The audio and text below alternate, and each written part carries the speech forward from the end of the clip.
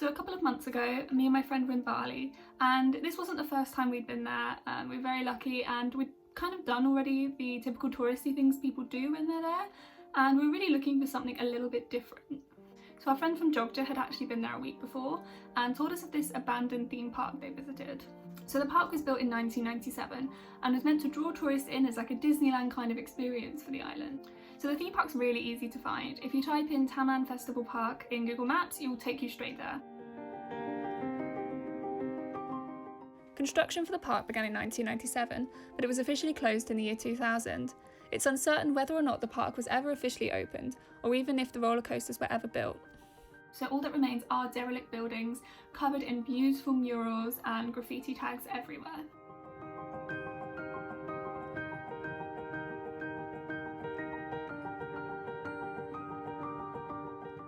So in these derelict buildings we saw remains of a canteen, there was a definite 3D cinema that never opened, and supposedly a volcano that was supposed to erupt every night when the park was open. Now these buildings were still very much intact. Despite the graffiti everywhere and most of them not having roofs, they still had underground basements that you could go in, or you could walk up the stairs. Some of them really were quite dodgy, so if you go, I really would recommend wearing clothes like heavy shoes and being really careful where you step, because there was a lot of glass and rusty metal everywhere. I went down to the basements as far as I could go, but not because of the dark or ghosts, it was because I really do not like bats. And there were so many bats. I really would not recommend it if you have a phobia of bats, because it was just the bat cave.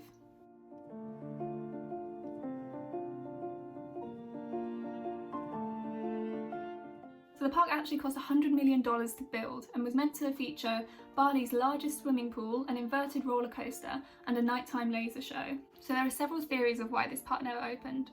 One is that the developers ran out of money, and this makes sense as it was around the time of the Asian financial crisis. Plus, lots of tourists were stopping going to Bali due to political unrest within Indonesia at the time.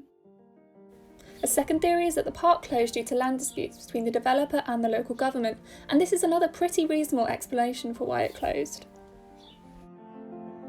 Third reason, and probably the most superstitious, is that on Friday the 13th of March 1998, people say a lightning bolt struck the park and caused a massive amount of damage that the park never recovered from. Ghosts and spirits are an integral part of traditional Balinese belief, and because of this, locals rarely enter the park for fear of supernatural consequences. One thing that's really disputed is that the park contained a crocodile park, and many people say these crocodiles were not removed when the park officially closed in 2000.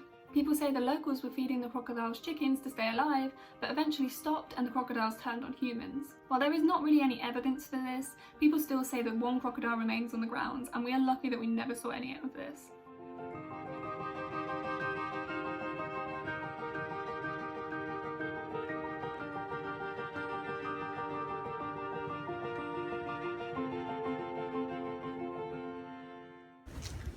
So here you can see the 3D cinema that was meant to be a really prominent feature within the park.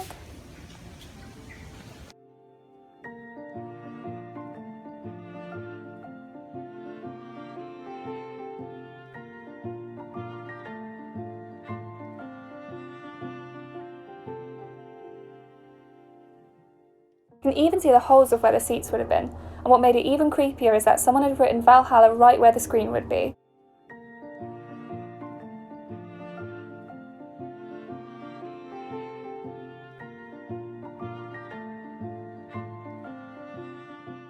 All around the park you can find remnants of old film that goes to show that the park had at least some operation before it was forced to close. This really brings the park to life and gave it even more of a post-apocalyptic feel.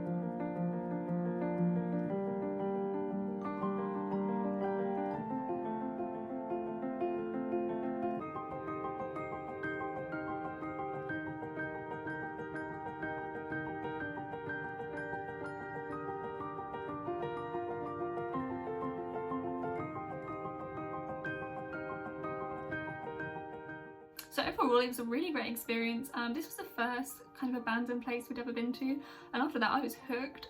If you've seen my previous video about when we visited the hotel, it was this theme park that I was like, I love this vibe, like urban exploring, abandoned places. This is amazing, it's so interesting. And I'd seen so many videos on YouTube regarding abandoned places before, so it's so cool just to see a real abandoned place. And for it to be a theme park as well just made the experience so much more interesting. So I would definitely recommend visiting the park if you are in Bali. It's really easy to find, it's really accessible. The only thing I would say is that we got a bit stuck at the gate. I think we did go on a weekend if I remember, and there were 2 security guards on the gate.